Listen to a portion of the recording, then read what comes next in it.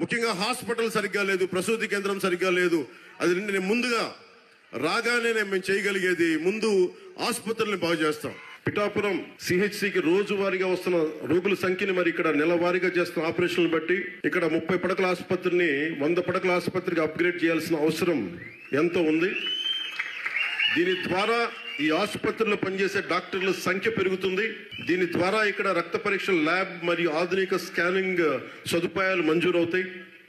దీని కొరకు 39,76,00,000 అంచనా వ్యయంతో ప్రభుత్వానికి నివేదిక సమర్పించడం జరిగింది. ఇది త్వరలోనే ఇది మంజూరు కాబోతుంది. ఆ మాట నేను మీకు ఇస్తున్నాను.